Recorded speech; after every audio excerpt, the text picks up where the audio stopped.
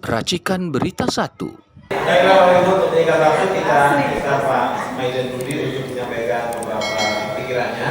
Yang jelas, beliau seorang pembaca yang luas, seorang sarjana yang rakus pada pengetahuan. Jadi saya yakin pengetahuan beliau soal Pak Nasution, soal tentara, soal militer, ya inilah dengan Pak Nur. Silakan Pak Jenderal. Bismillahirrahmanirrahim. Mungkin kita terbawa arus oleh saya aja luar biasa, saya sampai duduk berdiri, duduk tegak bersandar. Jadi kalau dilihat dari hidung, kalau orang itu hidungnya agak pesek, saya jangan saya beli. Itu memang agak pesimis, tapi bukan berarti jelek. Jadi pemikiran itu selalu pesimis.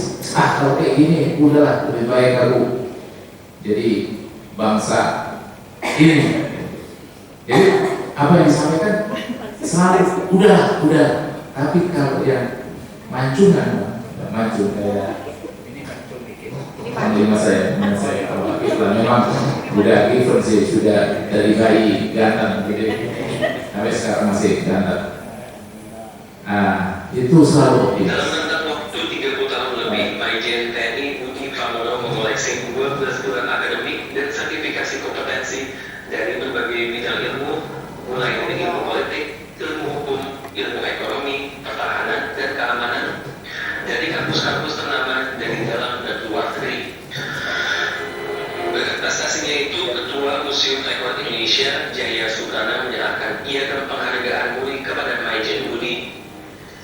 Sejak mendapatkan tugas belajar ke Hull University Inggris pada tahun 1997 oleh Presiden Prabowo Subianto, yang saat itu masih menjabat sebagai Komandan Jenderal dan Jenderal Kopassus, keinginannya terus menimba ilmu hingga akhirnya dia mengoleksi berbagai gelar akademik itu karena dia yakin ilmu merupakan senjata yang paling mematikan. Tidak ada kata sulit dalam belajar dan mengaku menikmati masa-masa studinya. Maijen TNI Budi saat ini bertugas sebagai staf khusus Kepala Staf TNI Angkatan Darat atau Kasat.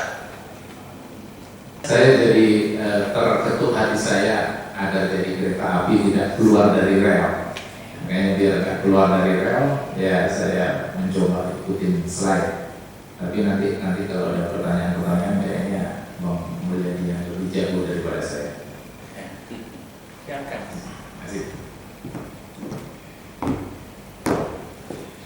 Reorganisasi dan rasionalisasi di tentara Indonesia. Ketika kita bicara Jenderal Nasution, tadi disampaikan Bung, jadi kita tidak pernah lepas dari WIRKRIS, pembentukan kantong-kantong. Karena ini adalah stereotype beliau yang mau tidak mau sejarah ini harus mencatat.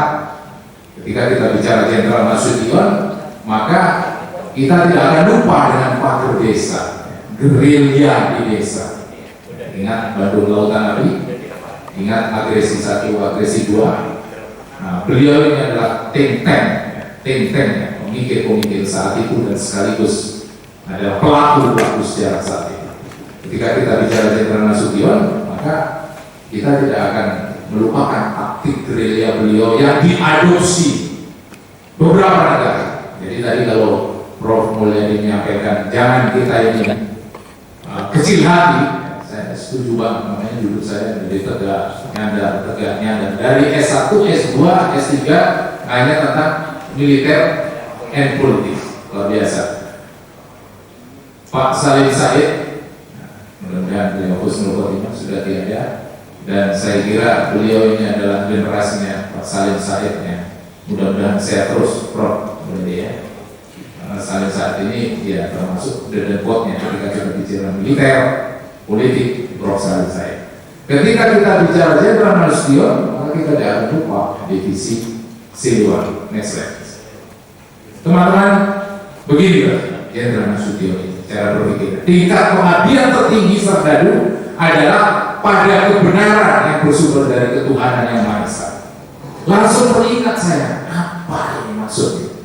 Di dalam 11 asas kepemimpinan TNI, saya ini muridnya beliau. Jadi beliau waktu di Kostrat itu saya masih kapten. Baru setelah kapten saya diseleksi oleh beliau yang sekarang nomor 1 di Republik ini, baru diberangkatkan ke Hull University setelah seleksi di Jatuh. Jadi ambil S2 di Hull University. Nah, baru balik. Nah, setelah balik itulah baru kuliah Bang. Nah, Bang Kata ini yang tahu bagaimana saya terbata-bata, ya. Nah, terantuk-antuk kuliahnya tentara itu kan pinjam uang operasi, ya. Setelah uang operasi sudah lunas, sekolah lagi, beda sama Prof Yudi, beda sama teman-teman di sini yang luar biasa. Yang putranya Prof Yudi yang nggak setuju kemiskinan, yang mana? Saya jadi teringat anak saya. Oh iya Mas, ya Mas, makasih Mas. Nanti kenalan minta wilayahnya ya Mas. Saya nggak minta wilayahnya apa-apa, tapi minta wilayahnya Mas. Karena itu kenyataan saat sekarang ya Mas. Nggak setuju. Capek jadi orang miskin ya saya. Jadi ya setelah uang operasi lunas ya sekolah lagi. Nah, pada saat beliau di divisi infanteri 1, beliau lah yang memerintahkan untuk semua perwira harus ada wing, harus terjun. Jadi kalau saya nggak ada beliau waktu di divisi 1, saya nggak terjun. Kenapa? Ya karena kan dananya semua terjun itu harusnya di Taruna.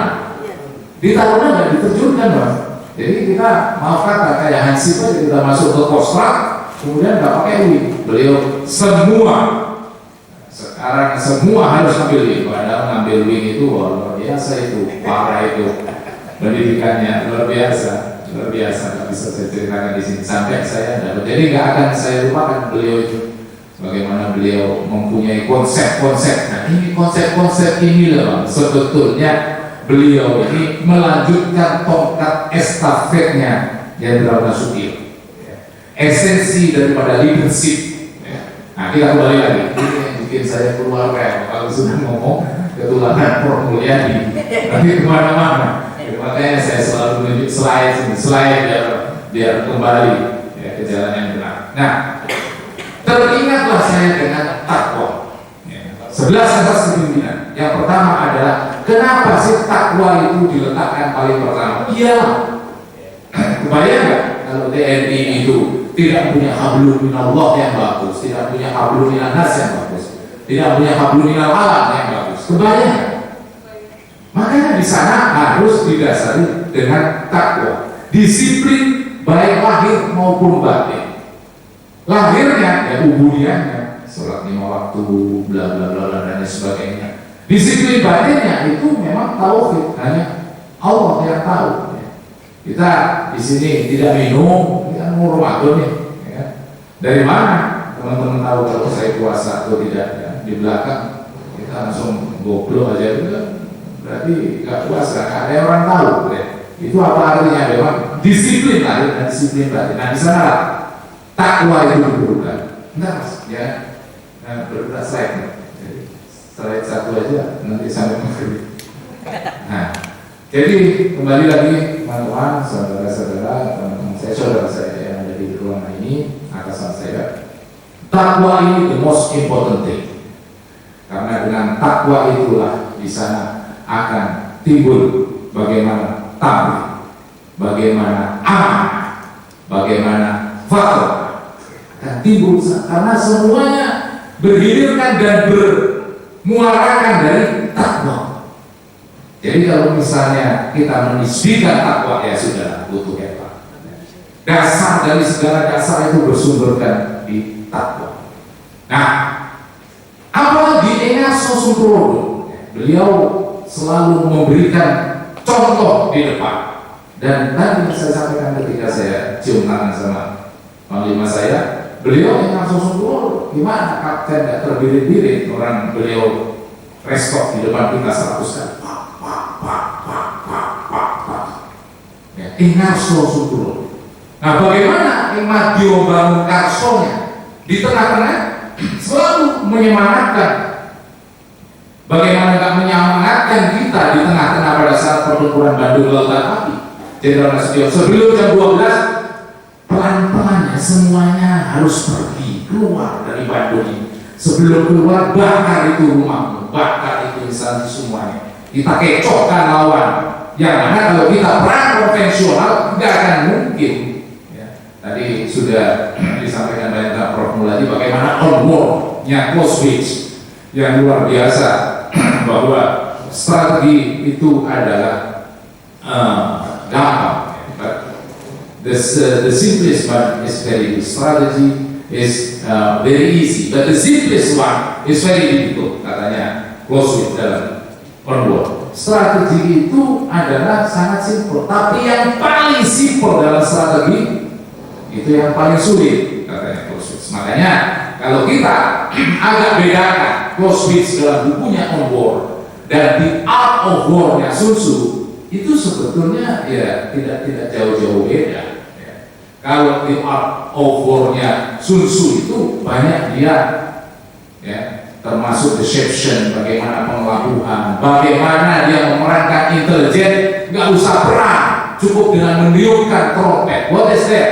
Artinya bahwa kita dengan cukup media, kita dengan cukup gempuran propaganda, tanpa fisik harus sudah dijebol itu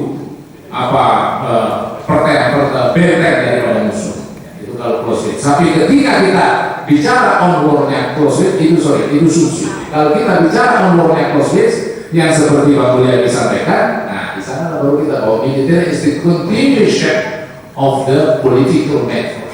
Jadi ketika kita bicara militer itu sebetulnya kelanjutan dari keputusan politik. Nah, yang disukai nama saya kalau kata tadi. Nah, maju memerlukan tuturi Handayani. Nah, di belakang ini, di belakang itu seorang serdaku itu dengan segala kepimpinannya ya harus mampu mendorong, walaupun tidak pada tampuk pimpinan, tapi beliau tetap mendorong dari belakang. You go on the right track. You are going on the right track. Jadi selalu disampaikan, kamu di jalan yang benar, kamu tidak on the right track. Itu tuturi Handayani. Nah, apa itu sudah cukup? Belum. Karena ada 11. Waspodo Purbo Waseso. Nah, saya jadi kembali ke skripsi tesis sama ada sertanya Bang Mulya, militer dan politics. Ya. Kalau memang kita tidak terjun seperti halnya di era-era sebelumnya, tapi Waspodo Purbo Waseso ini hukumnya bertuayu. Karena di 11 asas pimpinan sampai sekarang tidak mengalami perombakan, tetap harus 11 asas pimpinan. Waspodo Purbo Waseso. Ambek Parno Arto. Nah, kenapa sih? Karena masalah kita ini kan banyak.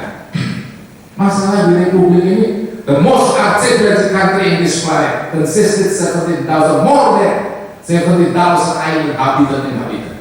Ini adalah negara yang paling kepulauan di muka bumi ini. 17.000 lebih pulau yang baik yang dihuni maupun yang tidak dihuni. Thousand tribes and hundreds languages. Ribuan suku bangsa, ratusan bahasa. Dan lain-lain harus ambek Parno Arto. Di sana Bung Karno melakukan ambek Parno Arto. Ambek Parno Arto. Jadi benar-benar kita harus how to prioritize the most important thing. Jadi yang penting-penting ini harus mana yang harus prioritas, enggak semua yang penting, termasuk mengelola Republik ini, mengelola TNI. And then Prasojo, ya. Prasojo tadi ya, makanya Mas saya minta lihat Mas ya, yang tadi, nah papa ini papa nggak miskin Mas, kayak hati Mas, masalah, belum tentu kita bisa meniru seperti papa, ya. Jadi Prasojo kita harus tetap dalam keadaan Prasojo, iri. Kita tidak bermewah-mewahan. Nah, kembali lagi kalau masalah bahasan bagaimana situasi politik yang ada, nanti tanya sama Bang Mulya bagaimana ketidak bermewah-mewahan kita ini hidup di tengah-tengah kita atau sebaliknya. Kemudian Satyo, ya, Satyo ini dulu selalu dicanangkan sama komandan saya, panglima saya, setia atas, setia samping, setia ke bawah. Nah, seperti apa? Kalau kita melakukan setia ke bawah, kita tahu benar kapan ini anak buah saya ini perlu menyekolahkan anak-anaknya? Kapan saya harus tahu ulang tahunnya anak buah saya? Setiap samping. Ya kita jangan pernah kata. Kita harus merit system. Kalau mau dijadikan orang, ya, kita harus merit system ya. Siapa kita ya? Ya you. Jadi ya tes yang benar, yang benar-benar tidak pernah kata-kata. Nah, Satya ke atas tentunya. Kalau saya ke atas kita hafal chain of command ya, rantai komando kita dan jadi itu jelas ya setia ke atas. Kemudian Satya. Kemudian Geminastiti. Sekali lagi Geminastiti tahu benar kita mana pengeluaran itu kita pakai. Nah, sekali lagi how to prioritize. Nah, di sana kita kalau sebagai memegang keuangan kepemimpinan yang ada, kita tahu benar tidak membeli sesuatu yang tidak kita perlu. Kemudian kita tidak cukup itu, kita harus bloko. Ini lengkap sebetulnya kalau kita urai 11 itu udah lengkap di situ semua. Dan ini adalah beliau-beliau yang menggagas termasuk Jenderal Supir yang kita sekarang tinggal menikmati aja, bloko apa adanya, rela gitu. Dan yang paling terakhir mengatakan legowo ini ya benar-benar ya sudah sekarang sebetulnya eranya siapa yang mimpin ya kita relakan monggo ya silakan saya melihat dari belakang atau kalau misalnya saya diperlukan saran legowo bukan fully in charge every time. Makanya di dalam tentara beliau selalu sampaikan ke saya tour of duty, tour of area. Jadi biasa di tentara tour of duty, tour of area, berpindah-pindah kerja, berpindah-pindah jabatan, berpindah-pindah tempat, area of responsibility itu biasa. Nah, itu di TNI makanya pada saat pertama masuk itu tanda tangan siap ditempatkan di mana saja. Karena tour of duty itu biasa. Legowo ya. Jadi saya ulangi sekali lagi, takwa ing ngarso sempurna ing madya mangun karso tutburi handayani waspodo purbo waseso ambek paranoarto prasojo Geminastiti beloko legowo. Sudah, kalau kuncinya itu semua dipegang siapapun, ini kan bisa diterjemahkan whether civilian life, supremasi sipil, civil life, or even military life. Karena apa? Karena esensi filosofi yang ada di situ, ya itulah sebetulnya yang harus kita jalankan. Nggak mungkin saya urai lagi kan, Mas siapa? Ya, kayaknya dari tadi nggak pernah ini Mas, nggak pernah sampai tegak-tegak gitu ya. Saya pakai bahasa Jawa, Mas langsung tegak banget. Nanti kalau nggak ngerti bahasa Jawa nanti saya jelaskan Mas. Kalau 11 asas dari TNI tadi dilaksanakan oleh kita, mau ke RT, mau ke RW, laksanakan dan terjemahkan sesuai porsinya. Insya Allah Republik ini aman. Saya saksikan kan sudah ada di dalamnya tadi. Ya. Nah, kalau kurang jelas, ya nanti kita selesaikan secara biar di nanti apa wasitnya Prof. Nah, next slide Mas. Nah, di sana teman-teman pemikiran Jenderal Nasution itu sekali lagi kalau satu persatu bagaimana perang gerilya ya, karena itu perang rakyat semesta semuanya terlibat, bagaimana perang gerilya itu dilakukan ya, karena memang secara sembunyi-sembunyi. As I mentioned from the beginning, saya sudah katakan dari awal kalau kita perang konvensional nggak bisa lawan senjatanya Belanda yang luar biasa tidak bisa. Kita harus perang peripheral warfare. Ya.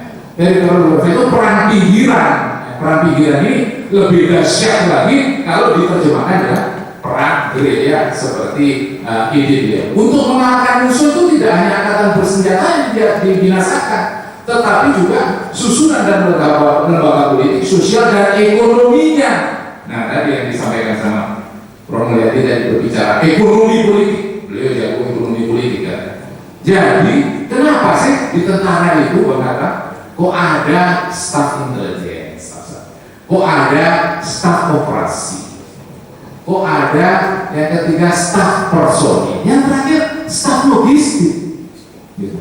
Jadi kalau prajurit itu ya, kita berperang kemudian dalam keadaan kelaparan ya bisa dibayangkan sendiri. Makanya logistik is the most important thing. Makanya saya sampai bela-belain, saya sekolah United Nations Logistic Officer, padahal saya sudah sekolah United Nations Observer Course di Port Dickson. Nah, kenapa logistik ini perlu? Bagaimana sih PBB ini mengatur logistiknya? Ya. Yang Amerika dibagi-bagi US Pakom menjadi Indo-Pakom, kemudian Senkom dan lain sebagainya, itu baru Amerika. Bagaimana mengatur logistiknya pasukan PBB yang tersebar? Logistiknya adalah yang paling penting, dan ini sudah diadopsi oleh Jenderal Nasution saat itu, bahwa kalau logistik yang musuh ini dihancurkan, sehebat apapun dia mau menembak apapun kan perutnya harus isi.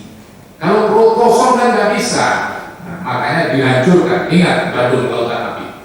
Kemudian mempersiapkan taktik perang seperti perang siasat nomor 1 tahun 48, pertahanan desa yang tadi disampaikan pagar desa, dan itu sembunyi-sembunyi bergeser ya senyap dari desa satu desa yang lain dengan kita telah meninggalkan orang-orang yang sudah memihak ke kita. Jangan orang yang kita tinggalkan kemudian dia kayak demam-demam itu apa jagoan-jagoan yang sakti membunuh orang-orang itu semua. Kenapa kok tertangkap Belanda? Karena ada demam-demam yang berpihak ke Belanda. Pak, itu nggak mati-mati kalau begitu. Terus diapakan?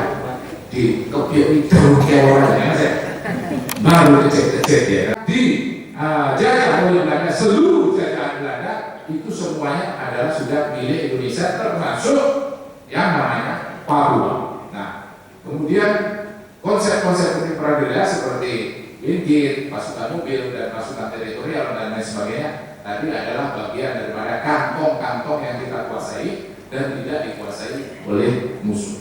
Ya, next slide. Guerrilla warfare is a type of warfare carried out by irregular troops. These forces carry out small, fast-moving action against orthodox military and police forces. Baru Jumi ini ahli perang selain Clausewitz, selain juga Sun Tzu, ya, termasuk Andre Bellevu dan lain sebagainya. Jumi ini mengatakan bahwa perang gerilya ini tipe perang yang benar-benar yang dilakukan oleh pasukan yang tidak biasa. Pasukannya itu bukan pasukan biasa. Kenapa? Karena dia memang kecil-kecil ya, getok tulang kalau orang Jawa bilang. Bisik-bisik sudah jadi pasukan kecil. Bisik-bisik sudah jadi pasukan kecil. Kenapa? Karena itu pun masih ada banyak gemang yang memihak ke musuh. Jadi bahaya banget. Nah, kalau sudah ada juga prinsip bahwa saya memerdekakan Indonesia karena musuhnya Belanda, nanti kau menemui musuh yang lebih dari ini, kata bukan. Musuhnya siapa? Ya yang di ruangan ini, ya, teman-temanmu sendiri. Nah, ini harus kita antisipasi. Karena itu keluar para pemimpin kita yang dahulu, jangan sampai terjadi. Yang bahaya dan yang sulit itu adalah memerangi dari bangsamu sendiri. Jangan itu dijadikan guyon-guyonan dan ya hanya kidding, hanya mungkin. Nggak bisa, jangan sampai yang Makassar mau jadi bangsa Makassar, nggak mau jadi bangsa Jawa karena Bang Mulyadi kan bahaya kalau Bang Mulyadi terus kabur nggak ada lagi ahli politiknya, mati kita kan sampai beliau secerdas itu. Dan begitu kita kabur kan, agar kabur. Ya, adik ya yang jaga ya, Mas, jangan sampai papa kabur ya, kita agar kabur, nggak ada lagi kita. Nah, tadi carry out small, fast moving action against orthodox, gerakannya cepat. Jadi satuan kecil tadi gerakannya cepat, secepat kilat, bukan pelan-pelan. Makanya ketika sebelum jam 12 semua penduduk di Bandung harus geser, akhirnya teman-teman sipil juga akhirnya cepat-cepatan, udah rumahnya bakar, mari kita pergi. Jadi kalau Bandung Lautan Api itu nggak terjadi, saya nggak tahu lagi, mungkin kita nggak bisa ke Bandung kuliner sekarang. Next slide. Kemudian peristiwa gerilya ini dilakukan oleh Vietnam. Ya, perang Vietnam ini luar biasa. Dia juga mencontoh gerilya kita. Ya. Dia digging itu gunung dikeruk sama dia sampai jadikan terowongan, kemudian tiba-tiba aja itu pasukan Armenia dengan senjatanya yang dibawa satu persatu lewat kerukan yang tadi itu. Musuh tidak tahu, karena tidak mungkin Perancis itu melihat, nggak mungkin itu Amerika melihat, nggak mungkin, mana mungkin dia di sebelah gunung sana. Karena kalau dia ada di sebelah gunung sana berarti gerakannya dia kita ketahui. Kenapa? Apa yang dia lakukan? Dikeruknya itu gunung sampai bisa membawa semua meriam dari tanah di atas, ya, baik meriam karnet maupun meriam artileri pertahanan udara bisa dikalahkan meskipun konvensional warfare. Jadi itu gerakan-gerakan gerilya yang diterapkan oleh Vietnam. Sudah copy paste dari kita ya. Next slide please. Ini semua saya sampaikan biar mengakar ke kita. Mas slide dulu. Kenapa? Mbak jadi tercengang-cengang. Nah, hanya pengkhianat yang tidak mengikuti dan melanjutkan perjuangan pahlawan yang sakit demi negara dan rakyat. Sebaliknya, mereka biasanya akan menghancurkan negara sehingga layak disebut perusak dan penjahat. Ini beliau, jangan sampai kita dicap perusak dan penjahat. Beliau sulit-sulit memimpin republik ini. Beliau sulit-sulit bagaimana mengkonsolidasikan perang gerilya sampai benar-benar hengkang semuanya itu. Tapi jangan kita bicara lagi yang naturalisasi ya. Ini beda lagi. Ini kita lagi main bola ini. Kita lagi main antara kolonial. Nah, hanya pengkhianat yang tidak meredam kita inilah yang harus melanjutkan tongkat estafet. Makanya tadi takwa yang pertama, kenapa? Karena ada satu titik aman. Jadi kan, selain fatwa tablik dan sebagainya. Nggak gampang memberikan contoh itu dulu, karena ya contoh itu berat. Contoh di Prasojo tadi sederhana, tidak bermewah-mewah. Saya tidak perlu narkoba lagi. Terus saya tidak bermewah seperti gas itu bagiannya yang sedang duduk di dalam untuk mencari-cari. Tapi itu esensinya dari Prasojo dan lain sebagainya. Ya, nanti nggak selesai saya kalau membicarakan beliau. Panjang banget cerita sama beliau. Ya, next slide, Pak. Pemikiran jalan tengah atau disfungsi ABRI. Ya, saya sekilas saja mengupas ini karena tadi beliau Prof. Mulyadi, the expert of the expert, sudah disampaikan bahwa ABRI tidak boleh menjadi alat belaka dari pemerintahan sipil, tetapi juga tidak boleh menguasai politik secara dominan. Tadi kan harus ada waspodo, Purwowaseso di sebelah kepemimpinan TNI tadi. Seperti apa diterjemahkannya? Kita tidak boleh blind, tidak boleh kita tutup mata dan benar-benar bodoh tentang surrounding. Nah, kalau misalnya kita bodoh tentang lingkungan, padahal kita ini pejuang, tentara pejuang dan tadi pejuang prajurit dan prajurit pejuang yang disampaikan oleh Prof. Mulyadi dari akarnya bahwa kita tumbuh dari rakyat oleh rakyat dan untuk rakyat, itu saja kan sudah mencerminkan bahwa kita ini aware, sadar dengan lingkungan kita. Makanya di sana tidak sekali-kali menakuti dan menyakiti hati rakyat. Ada. Itu 8 wajib TNI. Tidak sekali-kali menakuti dan menyakiti rakyat, membantu kesulitan rakyat di sekelilingnya. Buka di Google. Kalau di situ ada 8 wajib TNI. Jadi kalau misalnya TNI-nya diawasi, nggak apa-apa nih, Mulyadi. Ya, harus diawasi, karena kalau nggak diawasi nanti semuanya sendiri. Ya, silakan. Nah, ABRI harus tetap mempertimbangkan peta politik dan konstelasi kekuatan yang ada. Karena tadi kan Waspodo, Purwowaseso, it doesn't mean kita akan coup d'etat. It doesn't mean tidak berarti bahwa kita coup, tidak berarti kita mau militeristik, tapi awareness. Tadi kan ada, tidak sekali-kali menakuti hati rakyat, tidak sekali-kali menyakiti hati rakyat, membantu kesulitan rakyat sekelilingnya. Jadi kalau sekarang ada filosofi-filosofi lain, kita jauh-jauh sudah ada itu, Pak. Sudah ada. Nanti buka lagi. Ya, Pak. Saya suka sama Abang Hensa itu. Dia kalau melihat itu sambil ketik-ketik namanya Abdullah Mas Eko. Mas mana pertama ya? Anak pertama, sama Mas. Nah, jadi kalau Mas Eko jadi, pasti adiknya Mas itu dari sini. Adiknya berapa? Adanya 3. Jadi semua kan? Jangan di sini. Saya komen. Ya, next slide. Pemikiran Ahmad Nasution dalam peran kemerdekaan melakukan konsolidasi pasukan. SMS from the beginning. Itulah taktik dan strategi guerrilla warfare. Ya. Jadi dia benar-benar melakukan konsolidasi pasukan dan memerintahkan pengadaan terhadap jalur logistik is the most important thing. Satu-satunya yang akan menghancurkan pertahanan lawan bukan hanya kita hancurkan senjatanya, kita habisi logistik. Tidak makan dan tidak perang, ya. Menjalankan strategi bumi hangus yang tadi saya sampaikan. Bagaimana way out satu-satunya mau tidak mau bumi hangus, karena kalau konvensional warfare tidak akan mampu kita hadapi Belanda saat itu. Next slide. Pemikiran Ahmad Nasution pada gagasan kembali ke undang-undang. Nah ini memang timbul kecemasan ya, mengenai nasib negara proklamasi at that time ya, pada waktu itu, karena masa punya. Kita juga punya masa dan orang lain juga punya masa punya waktu punya masa ini. Masa ada orangnya dan orang punya masa. Ya.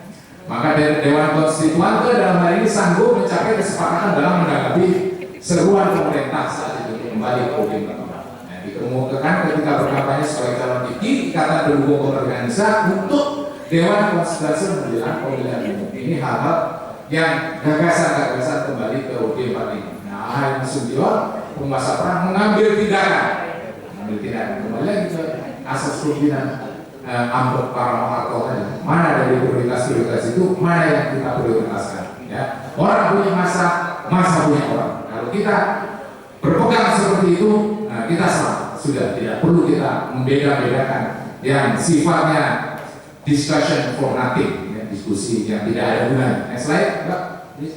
Saya diberi amanah tuh, kembali di beliau, ya. Mudah-mudahan beliau selamat kita banyak banyak berikan bicarakan beliau. Biasanya kalau orang Jawa itu kalau kita rasanya orang-orang tua kita langsung bilangnya sebaru budi akan dilakuin kan menurut akan sama kita ngomongin tapi kita nggak kirim dulu. Beliau selamat. Saya diberi amanah untuk memulihkan keamanan negara. Bila membiasakan diri untuk tidak memegang amanah, suatu saat akan dikhianati. Amanah is the most important thing. Tadi sudah saya sampaikan bagaimana amanah, fatwa, tabligh. Semuanya itu adalah sifat-sifat Rasulullah. Nah, amanah ini kalau kita tidak biasakan, ya apa artinya? Beliau dari awal sudah pegang amanah ini. Kenapa? Yang pertamanya tadi takwa dasarnya. Next slide. Jadi teman-teman, next slide Pak. Nah, pemikiran Ahmad Nasution tentang perang wilayah. Perang wilayah ini perang yang bersifat semesta yang menggunakan seluruh kekuatan nasional total. Saat itu memang situasinya security matters. Mau tidak mau orang gimana caranya biar jamaah subuhnya aman ya negaranya harus aman. Makanya ada istilah civis pacem para belum itu ya, kalau kamu ingin aman ya bersiaplah kamu perang. Civis pacem para belumnya selalu didengung-dengungkan. Artinya untuk mencapai kedamaian kita harus berperang. Yang dibolak-balik. 20 Juli 1950 Nasution menandatangani SK nomor kasar tentang pembagian 7 wilayah tentang teritorium, tentara dan teritorium. Kemudian doktrin pembinaan wilayah, terciptanya pola baru oleh TNI tentang hubungan sipil militer dalam semua tingkat pemerintahan dari pusat hingga daerah. Jadi memang saat itu masanya seperti masih kental TNI dari rakyat oleh rakyat dan untuk rakyat, pejuang prajurit dan prajurit pejuang. Saat jadi memang benar-benar kita melihat bagaimana situasi lingkungan dan sekitarnya karena kita berpedoman tidak sekali-kali menyakiti dan menakutkan, junjung tinggi kehormatan wanita, membela, membantu kesulitan-kesulitan rakyat sekeliling. Itulah wajib TNI. Next slide. Military territoriality is important for the deployment of men in strategically advantageous positions. It involves making calculations about territorial condition essential for successfully undertaking all stages of war, from strategic preparation to actual, dari hal-hal yang strategis sampai kita pelaksanaan berat. Inilah yang namanya orang Karl von Clausewitz. Jadi Karl von Clausewitz ini jagonya militer dari Rusia, dari sampai apa yang dia luar biasa, dia ignore sama gaya-gaya Asianya di Art of War-nya Sun Tzu. Ini saja yang bicara territoriality, military territoriality. Ini sangat penting untuk apa? Deployment of mass strategy advantage position. Jadi teritorial ini harus kita pasti bagaimana kita meletakkan orang-orang kita di sana dengan geografi yang ada, geopolitik yang ada, sumber daya alam yang ada. Kalau kita tidak punya peta teritorial, Clausewitz ini yang ngomong di bukunya ya. It involves making calculation about territorial policy. Dihitung juga teritori yang ada ini seperti apa bentuknya. Teritori yang sekitaran Universitas Muhammadiyah seperti apa dibandingkan UPH yang ada di Tangerang, seperti apa dihitung teritorial. Kalkulasi perhitungan yang cermat di sanalah keberhasilan suatu pertempuran dan peperangan. Karena apa? Ini adalah strategic preparation, dari strateginya bagaimana kita persiapan pertempuran itu sampai ya, kita melakukan pertempuran. Nah ini siapa ini? Dia ikut-ikutan aja sama Pak Nas itu sebetulnya. Kelas ini, next slide. Nah pemikiran Ahmad Sution tentang geoekonomi. Di bidang geoekonomi ini maka kita perlu ruang dan waktu space, perlu politik di sana, dan ekonomi dan sumber daya. Nanti kalau bicara sumber daya alam, yang paling jagoan adalah abang saya, kata Kalio. Ketika bicara sumber daya alam, beliau dari A sampai Z, ini daerah ini hasilnya sekian, ini daerah ini nggak ada hasil, ini daerah ini yang backup ini lah beliau maha guru lah untuk kayak gitu. Nah, setelah saya sampaikan, saya hanya menyampaikan bagaimana penguasaan teritorial ya, secara militer strategi. Next slide. Yeah. The methods of commerce are displacing military methods with disposable capital in lieu of firepower, civilian innovation in lieu of military technical advancement, and mark penetration in lieu of garrison and bases. States will not disappear, but oriented themselves toward geoeconomy. The backdrop. I can think of the describe the admixture of the logic of conflict with the methods of commerce. Ludwig ini menyatakan. Jadi sekali lagi bahwa batasan-batasan garrison ini termasuk bagian daripada advancement, bagian daripada military technical advancement, karena itu bisa hilang karena pertimbangan-pertimbangan geoekonomi yang ada. Next slide. Maka Fusaldasi ini mengatakan juga bahwa geoeconomic as the study of the interrelationships of economics, geography, and politics in the infinite core that rises from the center of the earth to outer space. Jadi geoekonomi ini benar-benar ada hubungannya, baik geografinya, baik ekonominya. Kenapa? Karena saya sampaikan, Indonesia is the most articulated country in this world. More than 70,000 island inhabitant. Bayangkan negara kepulauan seperti ini. Kalau kita tidak hitung benar teritorialnya, kenapa kita perlu hitung benar teritorial? Kita lesson learn, belajar dari Ahmad Sution ketika beliau melancarkan pragernya, bagaimana perhitungan cermat. Siapa yang tidak sedih kalau Bandung yang indah-indah di lautan api, tapi mau tidak mau there is no choice, tidak ada pilihan lain. Dihitung benar ekonominya seperti apa, teritorial seperti apa, geografinya seperti apa. Ini sudah dikatakan oleh expert of the external military strategy. Next slide. Jadi slide Pak. Ya, pemikiran geopolitik Bung Karno dalam kemiliteran yang banyak. Karena kita Bang Hatta ini ngasih big sama saya, PR-nya itu dibikinnya saya terpojok biar pusing. Ya. Kalau cuma disuruh ya udah kau uraikan aja bagaimana tentang national council, national council apa itu Dewan Panas, Dewan Pertahanan Nasional. Gampang karena saya dari Dewan Panas. Ya. Beliau sengaja memberikan bombok dengan coba bandingkan. Gitu kan. Kita karena diajarin beliau lama-lama pinter juga saya nggak bandingkan Pak. Tapi inilah adanya bagaimana Bung Karno dalam kemiliteran.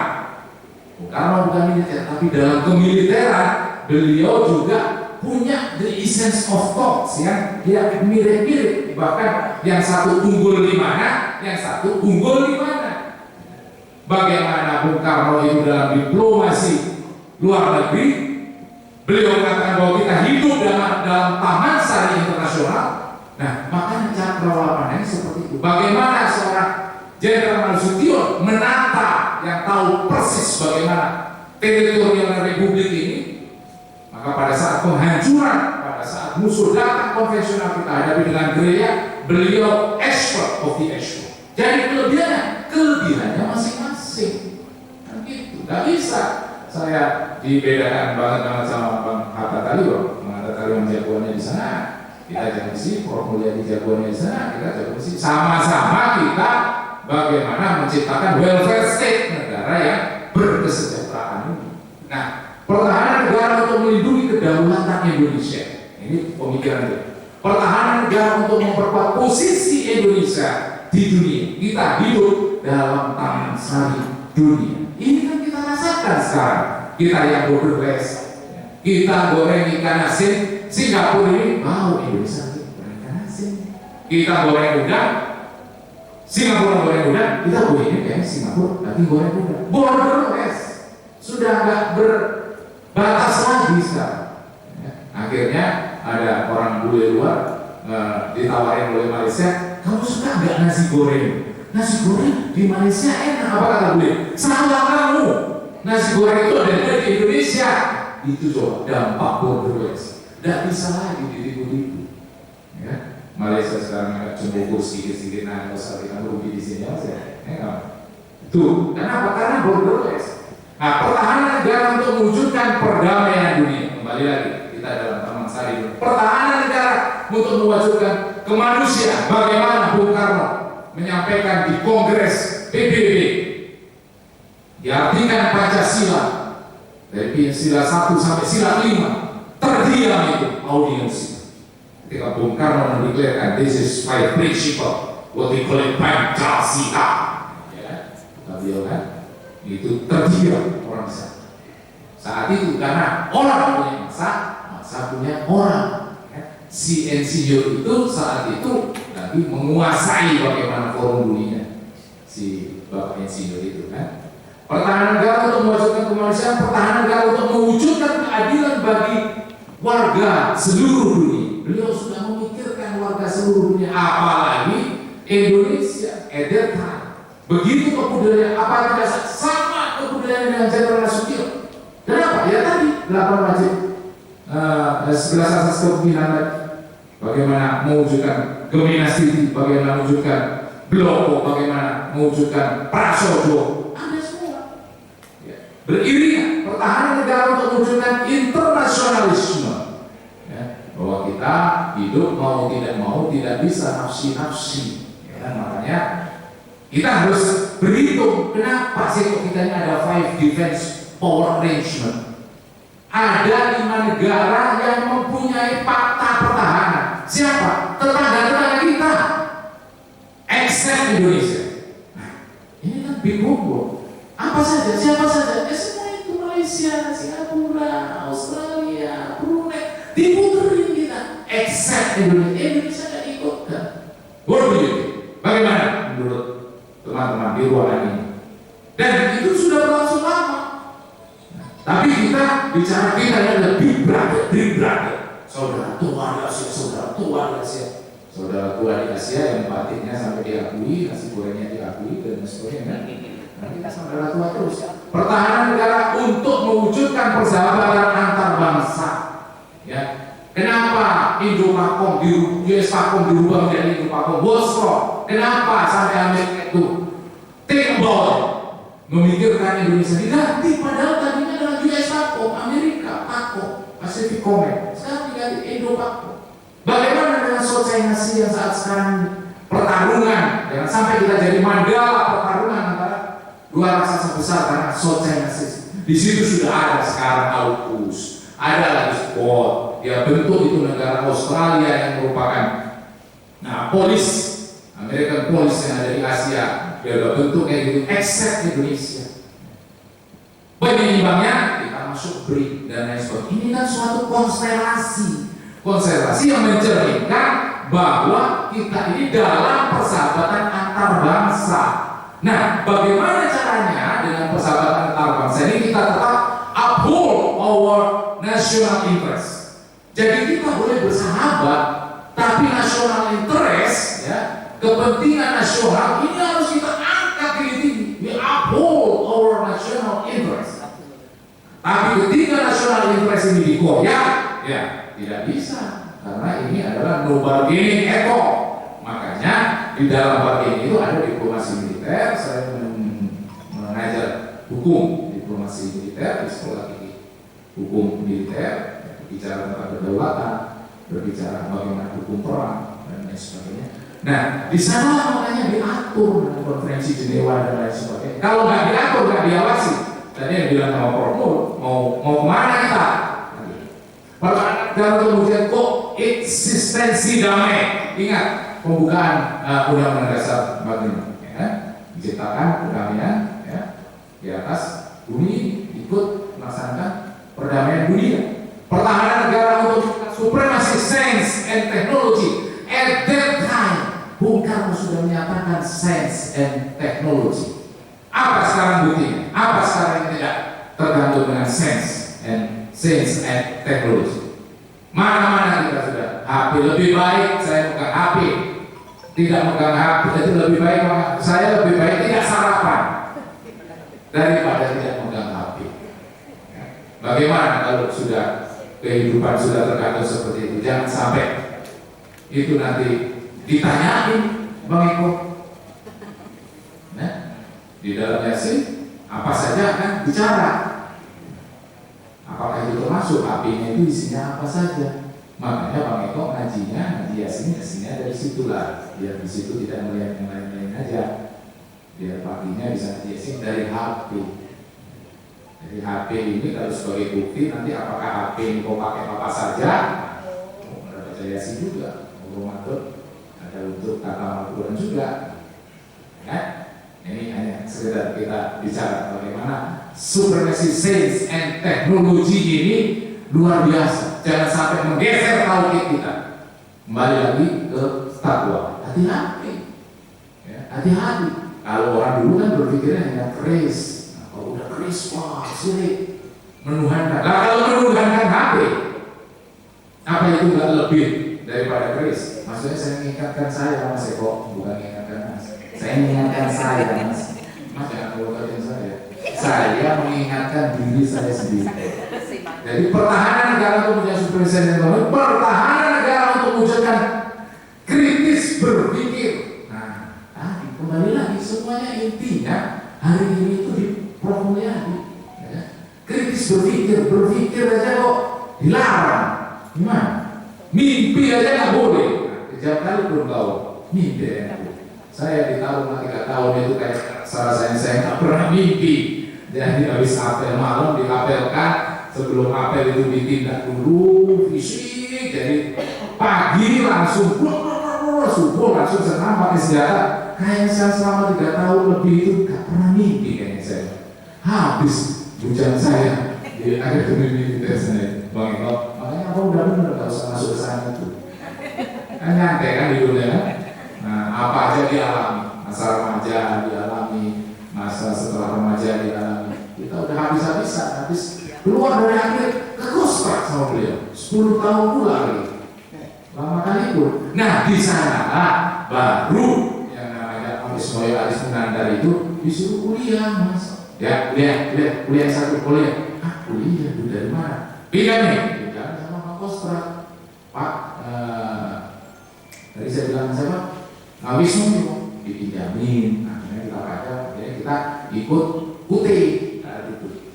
Nah, UT, makanya direkrut sama Kopassus, berangkatan S2 sana, karena berangkat S2 sana, saya malu kalau itu tidak saya lanjutkan. Kemarin Bang, waktu COVID, nah itu memang berkah, membawa nikmat. Tapi kan nggak mungkin kita berdoa lagi kan Pak, biar COVID lagi.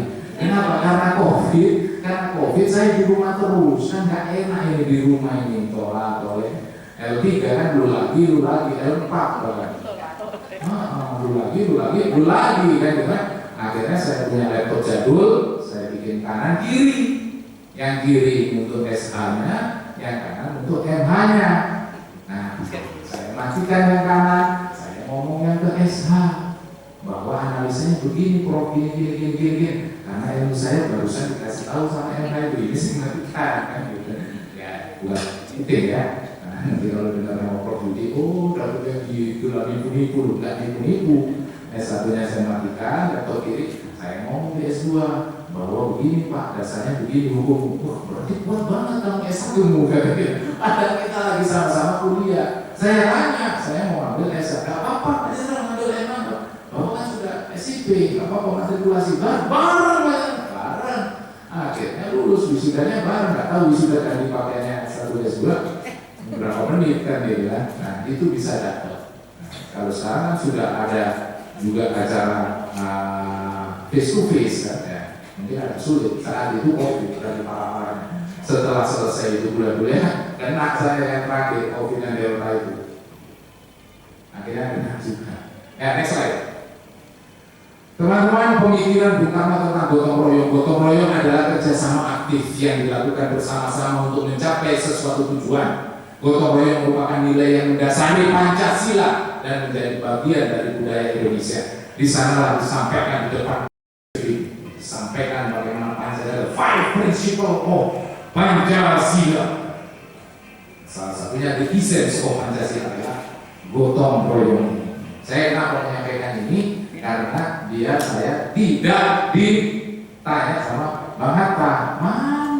Nah, itu aja yang saya terngiang-ngiang untuk acara ini di cancel terus. Jadi pertanyaan saya sama Bang Hatta, kalau BA itu nggak jadi ya? Nggak jadi terus, namanya jadi juga. Next slide please. Nah, pemikiran Bung Karno tentang ekonomi terpimpin. Masa punya orang punya masa. Saat itu ya, krisis ekonomi melanda Indonesia, konstelasi politik yang hebat ini setelah kemerdekaan. Terus bagaimana? Membentuk perusahaan swasta dengan prinsip modal 50% swasta, 50% pemerintah. Ini mengontrol manajemennya di tangan pemerintah. Kemudian membentuk perusahaan yang meliputi produksi penting bagi negara dan meliputi hajat hidup orang banyak. Jadi ini ketika pasal 33, bumi dan air serta kekayaan yang ada di dalamnya diatur untuk kemakmuran rakyat semesta, bukan rakyat seluruhnya. Membentuk perusahaan yang mengelola kekayaan bumi dan air. Kembali ke pasal 33. Awal tahun krisis tadi ini melanda Indonesia dan konstelasi politik yang luar biasa saat itu akhirnya membentuk perusahaan yang vital untuk kebijaksanaan pemerintah. Jadi saat itu juga tidak hanya saat sekarang ini ya, kita sibuk dengan ekonomi yang ada, ekonomi fluktuatif, naik turunnya luar biasa. Saat itu lebih parah, tapi saat itu bisa menghandle, bisa kita kontrol. Ini adik-adik yang menguatnya dari Muhammadiyah. Siapa ketua BN-nya? Sudah pernah ke ini, sekolah tinggi hukum militer. Kapan bertanya ke sana? Di sini ada hukumnya. Ada kan PKS ke sana. Di sana kalau lulus SH, MH di sana lulus diperdakwai termurah. Jadi kalau yang cewek-cewek yang nggak jadi kawin sama perwira bisa ambil, masuk ke sana nanti kita perdakwai kalau lulus. Wah, ibu bapaknya nangis sama ibu jualan. Udah ngomong. Kita dakwah itu saya juga bingung juga. Udah kurang sih. Ayo mau sekolah di sana. Ketua BM saya di sini. Lupa. Nah, menteri mau ingat ketua BM-nya ini. Siapa?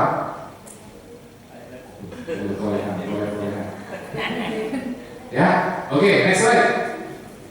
Keterkaitan Jenderal Nasution dan Bung Karno. Ya, kalau kita lihat Nasution pernah menjadi penasihat utama Bung Karno. Jadi kita di forum-forum berikutnya saran kepada Bang Hatta dan timnya, ya ini gimana orang Jenderal Nasution pernah jadi stafnya beliau kok, stafnya Bung Karno. Ya. Kan kita nggak tahu di nasi goreng bareng dan nasi goreng Pak, habis deklarasi proklamasi aja Bung Karno sama Hatta itu makan sate di selokan di Menteng sana. Gitu. Habis deklarasi langsung makan sate berdua. Kita nggak tahu juga Jenderal Nasution sama Bung Karno ada apa hubungan-hubungan yang kita tidak tahu. Buktinya pernah istirahat ulama Bung Karno, Nasution dan Bung Karno pernah bekerja sama dalam operasi pembicaraan Irian Barat. Nah, itu kalau sudah national interest, lupakan semuanya. Kenapa? National interest Irian Barat. Bersatu para pemimpin yang ada. How about now? Ini bedanya kita kasih dia lagi sama Barat, biar bikin lagi situasi kayak gini kan. Nasution pernah bertukar tempat, hanya tempat duduk saja dalam jamuan makan sobek. Apa artinya? Kalau tidak ada kedekatan kan nggak mungkin beliau habis duduk di sana, duduk di sini. Apa artinya? Artinya kan karena ada kedekatan. Pak Jenderal, Siap. itu menurut memorinya Pak Nas, Siap. itu diminta geser karena Bung Karno ingin dekat dengan ada staf cantik dari Brezhnev. Oh gitu. Atau katakanlah ada staf cantiknya Brezhnev. Kalau misalnya saya kembalikan lagi ke Bung Hatta, Bung Karno dalam rangka operasi intelijen kan, apa jangan melihat dengan begitu terus? Nah, ya kan? Gimana? Emangnya Putin nyalamin si siapa? Si Presiden Amerika yang ini apa siapa? Yang sekarang yang diajak Presiden Amerika Trump, Mesir siapa? Siapa? Melanie. Itu Putin senyum. Putin ketawa sama Melanie. Gitu. Marah Trump. Apa maksudnya Putin? Lu kan imigran dari tempat gue. Ya, ingat ya, pesan babe ya. Kalau dia melingkar ke Trump, yakin Trump. Si bininya tadi bilang sama Putin, Putin keren kayak gitu, mainannya aja singa macan, gitu. Berani. Nah, kenapa? Ya, dikuda-kudain. Terlepas benar atau tidak, kita tahu bahwa itu operasi garis jalannya Putin dimasukkan ke sana. Berapa kali Turki itu hancur dengan istri-istrinya itu? Ternyata istrinya orang dari bangsa musuhnya. Nah, tapi kalau yang kayak gitu kan mereka jadi banget itu kan untuk mendekati ini. Yang kayak gitu nggak diturunkan ilmunya ke saya. Sengaja saya ditanya di sini biar nggak bisa jawab. Saya jawab lagi. Bang, kalau operasi intelijen apa gimana? Oh, abang sama bang, yang gitu kali, yang terlalu pak kali pun mungkin kan ini pengarahan saya. Kemudian Nasution pernah menuntut Bung Karno untuk membubarkan Dewan Perwakilan Rakyat semesta. Jadi yang namanya kita berpikir untuk nasional interest itu pro dan kontra itu sehat. Kalau di Wakanas itu di pintu Wakanas itu tertulis di sana.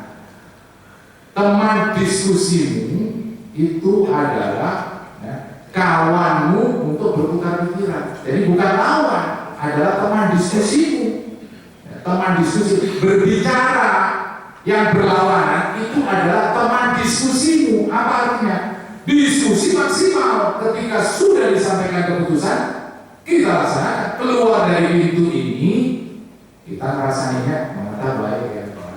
Di sini kita boleh bertengkar, tapi keluar dari pintu ini UMJ is the best. Semua harus bilang begitu. Jangan keluar dari sini masih ngerasain UMJ. Gitu. Kita di sini boleh berdiskusi, tapi kita once we achieve our last decision, ketika kita sudah dapatkan keputusan terakhir, keluar dari sini sudah, jangan ambil lagi. Kan itu penyakit kita yang berumpi-rumpi. Next slide please. Jelas teman-teman, saya bacakan dan inilah PR yang diberikan ke saya oleh beliau-beliau. Mudah-mudahan menjawab ya, kalau tidak menjawab nanti kita selesaikan secara padat. Jika mengacu pada teori kepemimpinan transformasional ya, Bas Edwin 2018 bahwa pemimpin tidak hanya sekedar memberikan perintah.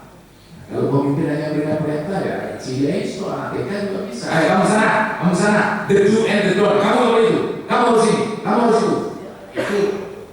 Bukan itu namanya kepemimpinan transformasional. Tapi menginspirasi orang di sekitar untuk berinovasi. Innovation is the highest value in our life. Apa sekarang coba yang digaungkan dengan inovasi-inovasi yang ada? Kenapa? Karena nilai inovasi itu adalah nilai yang tertinggi dalam kehidupan manusia. Iya, jangan kita melempem inovasi macam-macam, mau jualan apa, mau inovasi terus, jangan pernah berhenti otaknya ini.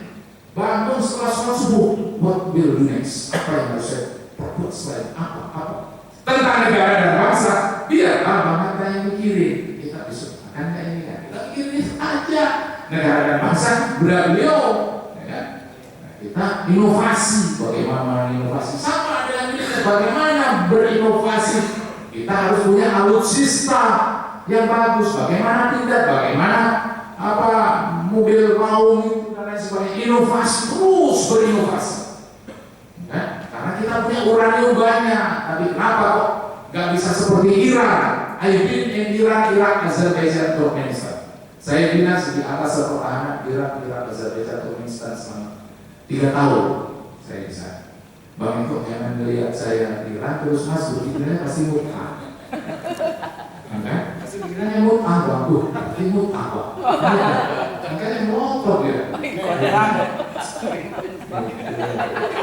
Kiranya mutah aja. Hal ini sesuai dengan pemikiran Jenderal Nasution memiliki keunggulan gagasan. Ya beda dengan kesadaran. Keberhasilan menyusun dan menerapkan perubahan besar melalui konsep perang gerilya adalah buah pemikiran brilian yang dimiliki oleh Jenderal untuk merebut dan mempertahankan kemerdekaan. Gagasan nasional tersebut menjadi inspirasi, how to inspire, kan? Bayangkan itu hancur benar-benar tapi masih mampu menginspire. The influence of sphere of influence, bagaimana kekuatan dia mempengaruhi baik sipil, kombatan maupun non-kombatan untuk mengikuti pola pikir beliau periberial warfare at that time saat itu. Merebut kemerdekaan Indonesia dan gagasan nasional tersebut menjadi inspirasi yang masih relevan dijadikan doktrin pertahanan TNI hingga kini berguna bagi masyarakat. Bung Karno, keunggulan pemikiran seorang Bung Karno berkaitan dengan gaya kepemimpinan situasional saat itu. Orang punya masa punya orang. Ya. Situasional yaitu dapat bervariasi tergantung pada karakteristik individu, budaya organisasi, kondisi lingkungan eksternal, apa yang disampaikan oleh Alimo, KP dan Alban KP tahun 2020. Hal ini terlihat bahwa semangat revolusi yang dibangun oleh Soekarno membuahkan kemerdekaan. Emang ada yang bilang bahwa proklamator bukan Bung Karno? Ada kan? Tetap Bung Karno kan? Nah, keberhasilan utama tersebut menjadi sejarah yang tak akan dilupakan melalui kemampuan mengobarkan semangat revolusi di tengah-tengah masyarakat Indonesia dan membawa Indonesia kepada kemerdekaan di tahun 1945.